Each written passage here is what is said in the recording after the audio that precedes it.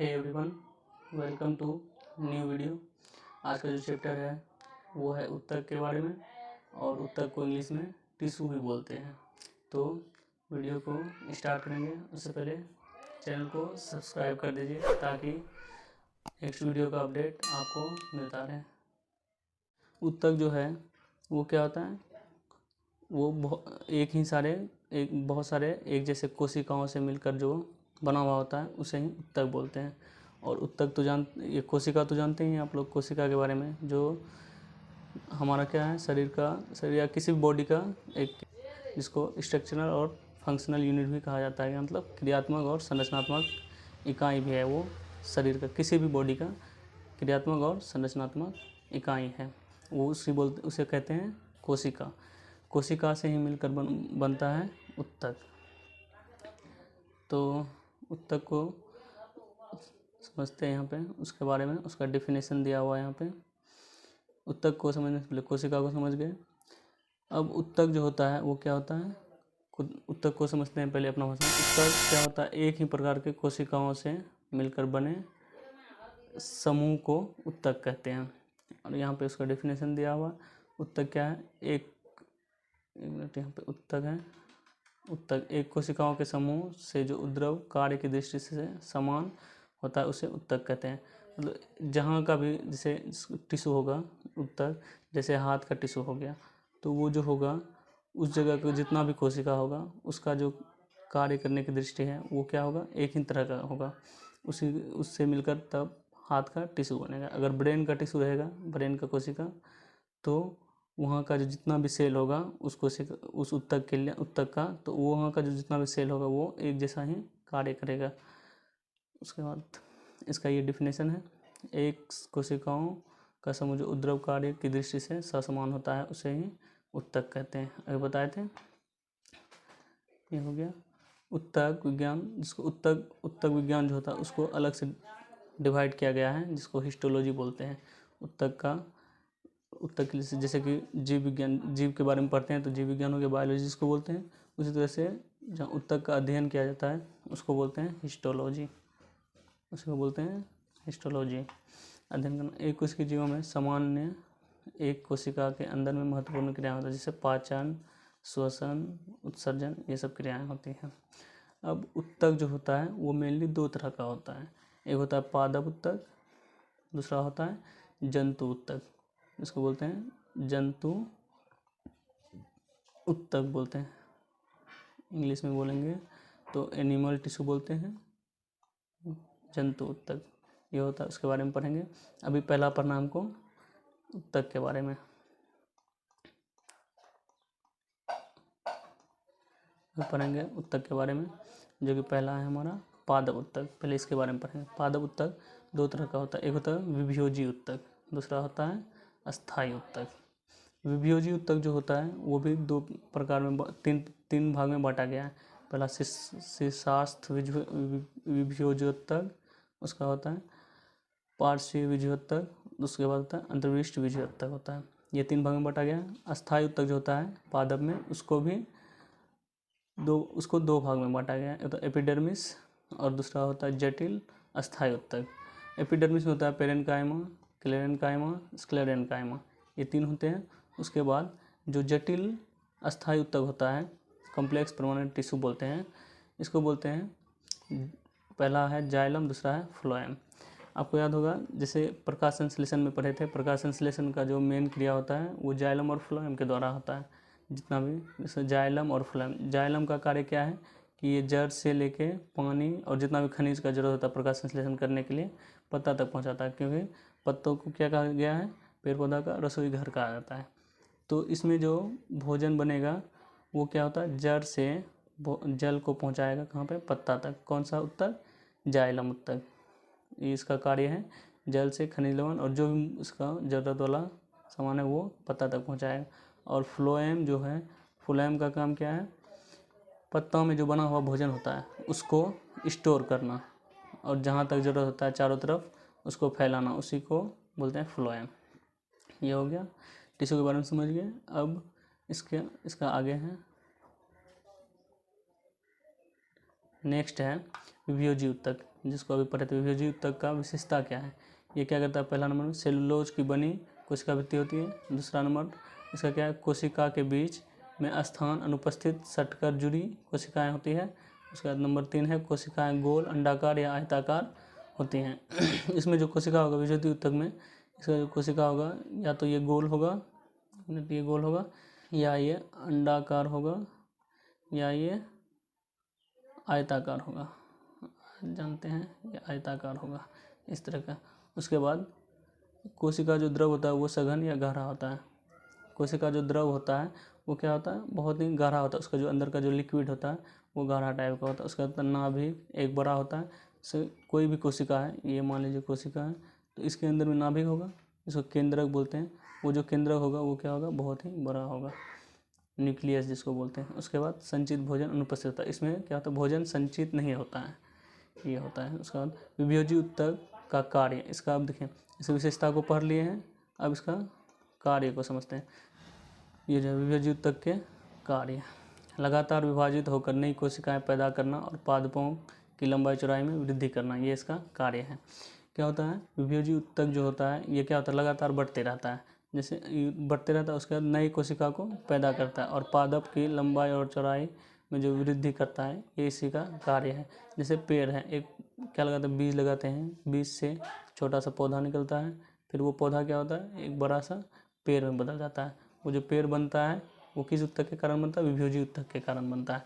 और इसका विभाजीय ऊतक का कार्य ही है विभाजन करना, विभाजित करते रहता है और उसके बाद नए नए कोशिकाओं में बढ़ते रहता है। उसके बाद क्या होता है, ये लंबाई और चौड़ाई में वृद्धि करता है।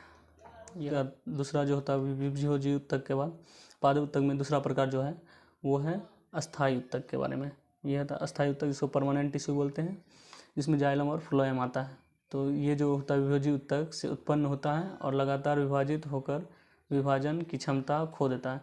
ये बढ़ते बढ़ते, ये मान लीजिए ये कोशिका, ये ऊतक है, ये फिर बटेगा, ये बढ़ते बढ़ते बढ़ते क्या होता है कि और बटने का जो इसका क्षमता होता है वो खो देता है और ये नहीं बढ़ सकता। मान लीजिए शुरुआत में इतना बड़ा था, ये बटा, इससे छोटा हुआ, फिर बटा, फिर छोटा हुआ, फिर बटा, मतलब एक बार ऐसा वो समय आता है कि उसके बाद ये बटना बंद कर देता है। इसका जो बटने की क्षमता होता है वो बंद हो जाता है।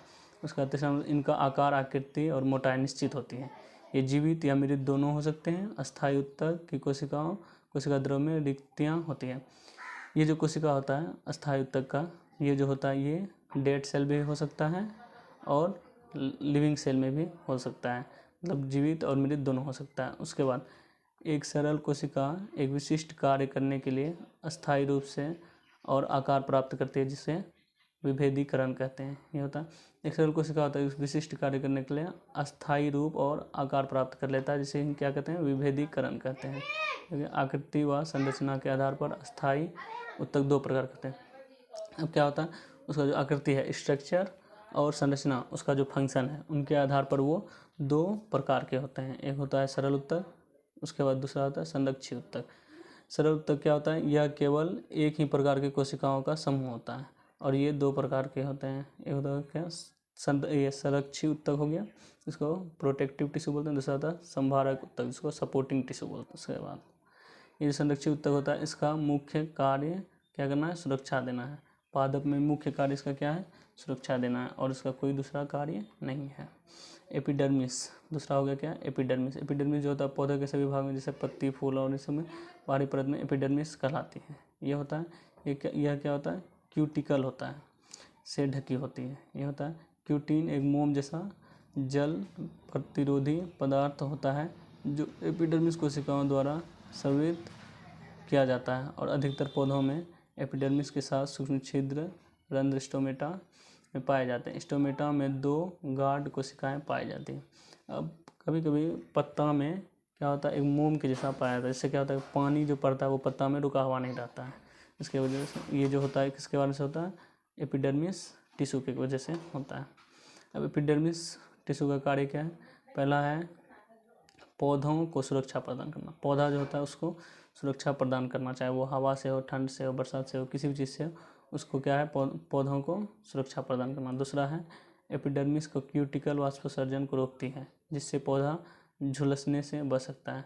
क्या होता है कि जो पेड़ पौधे के अंदर में क्या होता है, पानी जमा हुआ होता है, और वो जो होता है वाष्प, गर्मी ज़्यादा होता है तो उसकी वजह से क्या होता है, वाष्पोत्सर्जन होता है, मतलब वाष्पोत्सर्जन होता है, वेपोराइजेशन जिसको बोलते हैं वेपोराइजेशन, वो क्या करता है, ये रोकता है एपिडर्मिस टिश्यू। उसके बाद नंबर तीसरा है स्टोमेटा द्वारा गैसों का आदान प्रदान में सहायता और वाष्पोत्सर्जन में सहायता करता है। स्टोमेटा जो होता है एपिडर्मिस में, जो स्टोमेटा के द्वारा क्या होता है, गैस का आदान प्रदान, जैसे फोटोसिंथेसिस होता है, फोटोसिंथेसिस होने के बाद क्या होता है, ऑक्सीजन होता है, ऑक्सीजन को रिलीज किया जाता है और कार्बन डाइऑक्साइड यानी CO2 को गेन किया जाता है, और वाष्पोत्सर्जन वेपोराइजेशन में ये हेल्प करता है।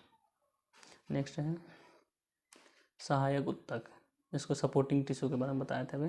सपोर्टिंग टिश्यू ये 3 प्रकार के होते हैं, एक होता है पेरेन्काइमा, दूसरा स्क्लेरेन्काइमा, तीसरा होता है, अब आते हैं अस्थायी ऊतक में ही था, जाइलम और फ्लोएम के बारे में बताए थे। पहला है जाइलम। देखिए जाइलम क्या होता है, यह ऊतक पादप में मृदों से जल व खनिज संवहन करता है, शुरू में ही बताए थे। इसका कार्य क्या है, पादप में मतलब पेड़ पौधा में क्या करता है, मृदा से जल और खनिज को संवहन करता है, मतलब मिट्टी से जल, पानी और खनिज को क्या करता है, संवहन करता है, ढोता है। यह 4 प्रकार का कोशिकाओं से मिलकर बना होता है। ये जो होता है जाइलम टिश्यू, ये जो होता है 4 प्रकार की कोशिकाओं से मिलकर बना होता है। पहला है वाहिनिका, दूसरा है वाहिका, तीसरा है जाइलम पेरेन्काइमा, चौथा है जाइलम फाइबर। ये 4 प्रकार का कोशिका है जिसको मिलकर बनाया है कौन, जाइलम बना है। तो वाहिनिका जो है इस होता है क्या, काष्ठीय कोशिका भित्ति है, एकल कोशिका लंबी नली के रूप में वह मिलित है। ये होता है उसका एक दूसरे से जुड़ी होती है, एक दूसरे से लंबी जुड़ी कोशिकाएं जड़ और जल से खनिज का पौधों के भागों में संवहन करता है। वाहिका का काम है, वाहिका कोशिका जो जाइलम ऊतक का एक प्रकार है। उसका जाइलम पेरेन्काइमा, जाइलम पेरेन्काइमा जो है पार्श्विक संवहन में सहायता, भोजन इकट्ठा करना, इसका काम क्या है, पार्श्विक सहायता करता है, उसके बाद भोजन को इकट्ठा करता है ये। उसके बाद जाइलम फाइबर है, पौधों को दृढ़ता प्रदान करता है, पौधा जो खड़ा रहता है पूरा स्ट्रेट, उसको खड़ा रहने में मदद करता है, ठोस बनने में मदद करता है पौधों को, ये कौन करता है, जाइलम फाइबर। इसका फ्लोएम, जाइलम को समझ गए। अगला है फ्लोएम। फ्लोएम क्या है, यह ऊतक पादप से निर्मित भोज्य पदार्थों का संवहन करता है। यह भी 4 प्रकार की कोशिकाओं से मिलकर बना होता है। बता दें शुरुआत में, जाइलम जल का संवहन करता है, मतलब जल को ढोता है। उसके बाद फ्लोएम जो है वो भोजन को ढोता है, सिंपल में समझेंगे। फ्लोएम जो होता है ये क्या होता है, निर्मित पादप में जैसे पत्ता में भोजन बनता है फोटोसिंथेसिस होने की वजह से, तो वहाँ से भोजन को ढोकर फिर पौधे के सभी भागों तक पहुँचाता है। कौन सा ऊतक, फ्लोएम ऊतक, इसका नाम है फ्लोएम ऊतक, इसको बोलते हैं फ्लोएम ऊतक बोलते हैं इसे। ये हो गया फ्लोएम ऊतक। उसके बाद ये जो होता है ये भी 4 प्रकार के कोशिकाओं से मिलकर बना होता है। जैसे जाइलम बना होता है 4 प्रकार की कोशिकाओं से, उसी तरह से फ्लोएम भी 4 प्रकार की कोशिकाओं से मिलकर बना होता है। पहला है इसका चलनी नलिकाएं, दूसरा है सहचरी नलिकाएं कोशिकाएं, उसके बाद है फ्लोएम पेरेन्काइमा, उसके बाद है फ्लोएम रेसा, जिसको फ्लोएम फाइबर बोलते हैं, फ्लोएम पेरेन्काइमा। उसके बाद सहचरी सेल इसको बोलते हैं कंपेनियन सेल, उसका संयुक्त ट्यूब बोला जाता है। ये हो गया, ये 4 प्रकार की कोशिकाएं हैं जो कि फ्लोएम को बनाने में मदद करता है। फ्लोएम ऊतक जो होता है वो, क्योंकि शुरुआत में ही बताए थे, ऊतक क्या है कि एक ही प्रकार के कोशिकाओं से मिलकर बना हुआ समूह को ऊतक बोलते हैं। ऊतक जो होता है क्या होता है, एक ही तरह का कोशिकाओं से मिलकर बना हुआ समूह होता है, जिसे ऊतक नाम दिया गया है। ये हो गया। तो ये जो ऊतक है ये भी क्या है, एक प्रकार की कोशिकाओं का ही प्रकार है, लेकिन क्या है कि ऊतक में कोशिकाओं का समूह होता है और जो कोशिका होता है वो अलग अलग होता है, सबसे सूक्ष्म बोल सकते हैं पार्ट है वो। उसके बाद देखिए, ये समझ के बाद मेन हमारा क्या है, जाइलम और फ्लोएम में अंतर, डिफरेंस क्या है दोनों में। ये जो होता है पहला इसका है कि ये मृत कोशिका होता है, जाइलम जो होता है क्या होता है, डेड सेल होता है, और फ्लोएम जो होता है ये लिविंग सेल होता है, ये जीवित कोशिका होते हैं। ये जो हो गया सबसे मेन डिफरेंस ये हो गया कि ये मृत कोशिका होता है और ये जीवित कोशिका होता है। फ्लोएम जीवित होता है और जाइलम जो होता है वो डेड होता है, मृत होते हैं। उसके बाद दूसरा जो होता है, दूसरा है कोशिका भित्ति मोटी होती है। इसका जो कोशिका भित्ति होता है, सेल वाल जिसको बोलते हैं, वो क्या होता है, बहुत ही मोटी होती है। और इसका जो कोशिका भित्ति है ये है, ये सामान्यतः पतली होती है, ज़्यादा मोटा नहीं होते हैं, ये पूरा थीन टाइप का होते हैं। उसके बाद तीसरा नंबर लेग्निन कोशिका भित्ति को मोटी कर देता है। इसका जो लेग्निन होता है ये कोशिका भित्ति को क्या करता है, मोटा कर देता है। और इसका कोशिका भित्ति जो होता है सेल्यूलोज की बनी होती है, इसमें लिग्निन नहीं होते हैं। इसका जो कोशिका भित्ति होता है सेल वॉल वो बना हुआ होता है सेल्यूलोज का। उसके बाद तो वाहिनिकाएँ और वाहिकाएँ पाई जाती हैं। उसके बाद इसमें चलनी नलिकाएँ और सदचरी कोशिकाएँ पाई जाती हैं। ये हो गया। इसमें कोशिका द्रव नहीं होता है और इसमें कोशिका द्रव होता है। ये हो गया। कोशिका यह खनिज और जल का संवहन करता है। जाइलम है तो जल और खनिज का ही संवहन करेगा। उसके बाद यह क्या होता है, पादप में भोजन जो निर्मित होता है उसका संवहन करता है, ये फूड को कैरी करता है। उसका संवहन केवल एक दिशा में होता है। इसका जो होता है संवहन मतलब ढोना एक ही दिशा में होता है। अगर जैसे कि मान लीजिए ये रूट टू लीफ होगा इसका संवहन ये जो होता है, क्योंकि जाइलम का जो काम है, जाइलम जब भी क्या करेगा, ढोएगा ये जल को, तो जल कहाँ होता है, मृदा में। मृदा मतलब मिट्टी में, और जड़ से ही ये ढो के ऊपर तक लेके जाता है। और ये ऐसा नहीं कि ऊपर से फिर पत्ता से जल को नीचे लेके आएगा जड़ पे, ये नहीं करता है। ये एक ही तरह का एक ही दिशा में क्या करता है, संवहन करता है, एक ही दिशा में ढोता है। मृदा से लिया जड़ के थ्रू वो जाएगा पत्ता में, जहाँ प्रकाश संश्लेषण होते हैं, बस वहाँ पहुँचा दिया, इसका काम खत्म हो गया। और ये जो होता है संवहन, ये ऊपर नीचे दोनों दिशाओं में होता है संवहन। फूड जो कैरी करता है वो दोनों दिशाओं में करता है। पत्ता से नीचे लेके आएगा, फिर नीचे से ज़रूरत पड़ेगा तो ये ऊपर की ओर लेके जाएगा। ये हो गया फ्लोएम का, और ये हो गया जाइलम। जाइलम और फ्लोएम के बीच में अंतर, जिसको पादप उत्तक जो है, जिसके बारे में पादप उत्तक हमारा कंप्लीट हो गया उधर। अब आ गया नेक्स्ट क्या, जंतु उत्तक, जिसको बताए थे एनिमल टिश्यू बोलते हैं। उसके बाद ये जो होता है जंतु उत्तक, जंतु उत्तक 4 प्रकार में बांटा गया है। पहला एपिथेलियल उत्तक हो गया, एपिथेलियल उत्तक। दूसरा हो गया पेशीय उत्तक। उसके बाद तंत्रिका उत्तक हो गया। उसके बाद ये हो गया संयोजी उत्तक। ये हो गया 4 तरह का। पहला जो होता है एपिथेलियल उत्तक, इसको बोलते हैं एपिथेलियल उत्तक संरक्षी उत्तक, जो शरीर की गुहिकाओं के आवचरण त्वचा, मुंह, बाह्य परत में पाए जाते हैं। कार्य व स्थिति के आधार पर ये निम्न प्रकार से बांटा गया है। ये जो होता है क्या होता है, संरक्षी उत्तक, जो शरीर की गुहिकाओं का आवरण त्वचा, मुंह और बाह्य परत में असल पाए जाते हैं। ये कहाँ पाया जाता है, त्वचा में, स्किन जिसको बोलते हैं, मुंह में, माउथ, और मुंह की जो होता है ना ये बाह्य परत, गाल हो गया जैसे, इसमें पाया जाता है। और इसका ये कार्य के आधार पर इसको 3 निम्न वर्गों में बांटा गया है। पहला हो गया एपिथेलियल संरक्षित। मेन है रक्त के अवयव।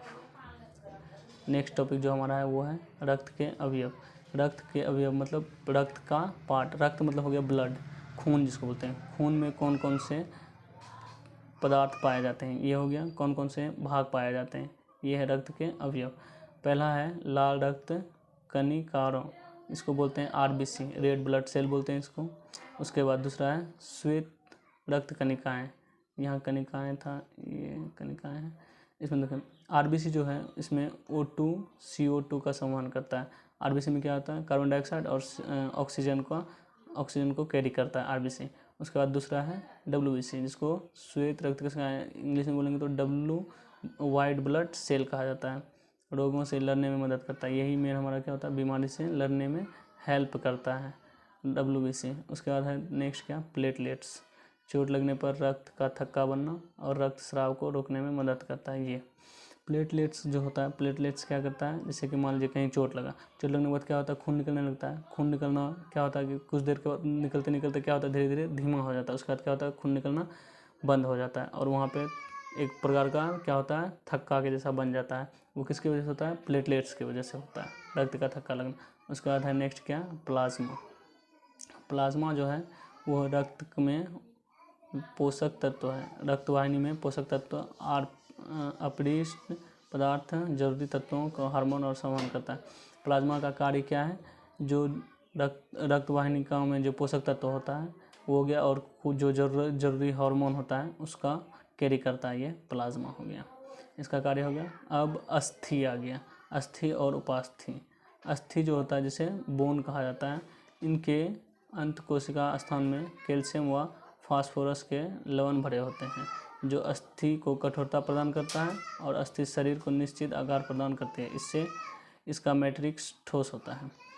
अस्थि जो होता है इसका जो कोशिका का स्थान में होता है, कैल्शियम और फास्फोरस का लवण भरा होता है।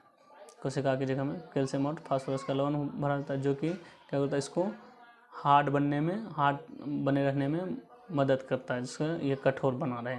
नेक्स्ट है उपास्थि। इसको कार्टिलेज बोलते हैं। ये बोन हो गया अस्थि, और उपास्थि का मतलब कार्टिलेज। इसमें अंतःकोशिका स्थान पर प्रोटीन व शर्करा होता है, जिससे यह लचीला और मुलायम होता है। यह अस्थियों के जुड़े से चिकना बनता है, और यह नाक, कान, कंठ, नाखून आदि में पाए जाते हैं। इसकी कोशिकाएं कॉन्ड्रोसाइट कहलाते हैं, कॉन्ड्रोसाइट कहलाते हैं।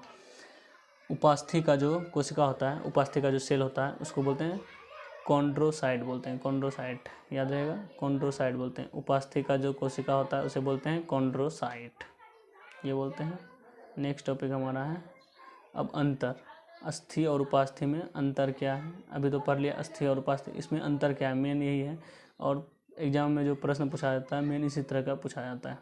अब अस्थि में क्या हो गया कि ये ठोस पदार्थ से बना होता है, और यह अर्धठोस वाला लचीले पदार्थ बनता है। अस्थि क्या होता है? हार्ड होता है। बोन जो होता है, ऐसे भी नॉर्मली हम लोग जानते हैं बोन क्या होता है, बहुत ही हार्ड होता है।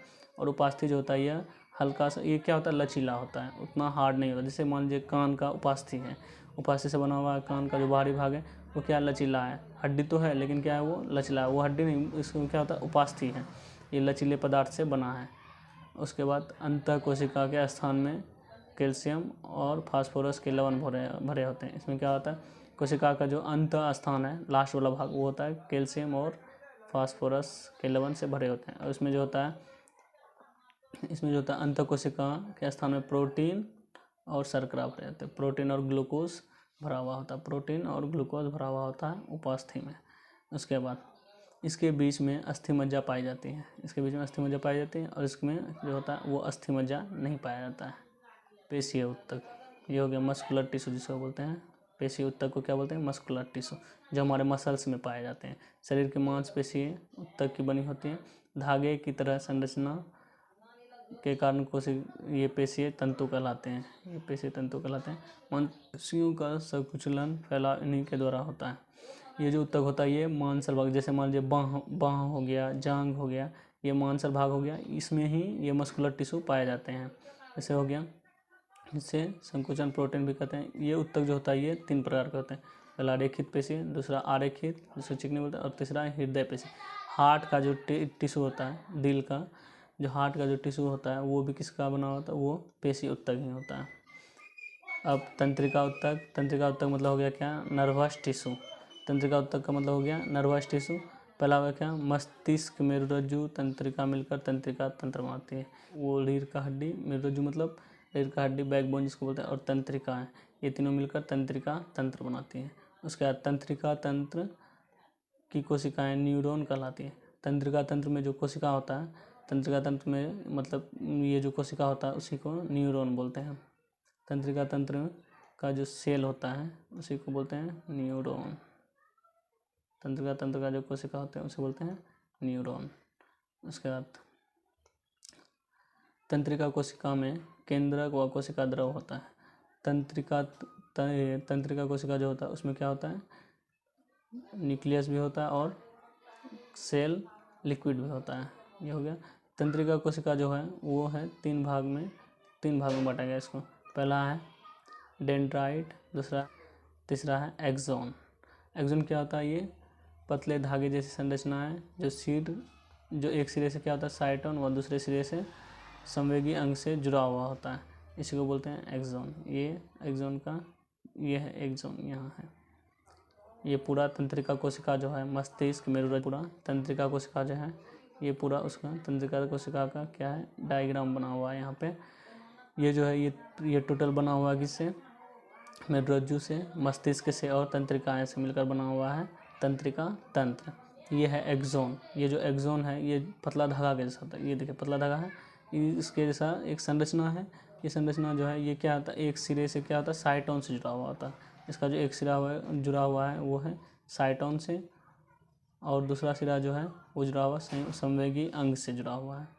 उसके बाद अब चैप्टर ख़त्म हो गया। अब हम लोग जितना भी पढ़े हैं एक बार में देख लेते हैं, थोड़ा सा रिवीजन।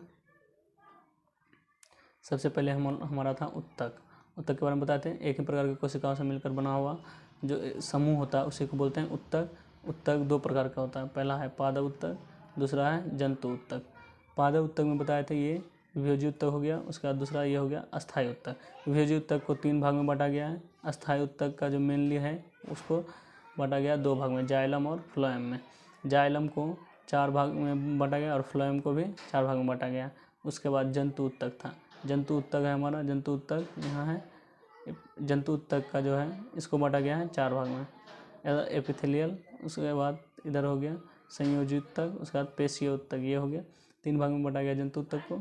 एपिथेलियल को भी 4 भाग में बांटा गया है। संयोजी उत्तक को भी इसको बांटा गया है 6 भाग में बांटा गया है। पहला है रक्त, बताए थे ब्लड के बारे में। उसके बाद है अस्थि, बोन, उपास्थि, कार्टिलेज पर है। ये पूरा रिवीजन हो गया उत्तक का। इसका आप स्क्रीनशॉट लेके रख सकते हैं। स्क्रीनशॉट लेने इसको याद करने में आसानी होगा, ज़्यादा कोई दिक्कत नहीं होगा। आई होप कि ये पूरा आपको चैप्टर समझ में आया होगा। और फिर भी अगर कहीं दिक्कत है तो लिंक में टेलीग्राम का लिंक दिया हुआ, टेलीग्राम हमारा जो टेलीग्राम चैनल है उसका लिंक दिया हुआ, उससे जुड़ सकते हैं। जुड़ने के बाद आपको कोई भी दिक्कत है वहाँ से आप पूछ सकते हैं, आपको PDF दिया जाएगा। आई होप कि ये पूरा वीडियो आपको समझ में आया होगा, पूरा चैप्टर आपको समझ में आया होगा। मिलते हैं नेक्स्ट वीडियो में, नेक्स्ट चैप्टर में। तब तक के लिए जय हिंद।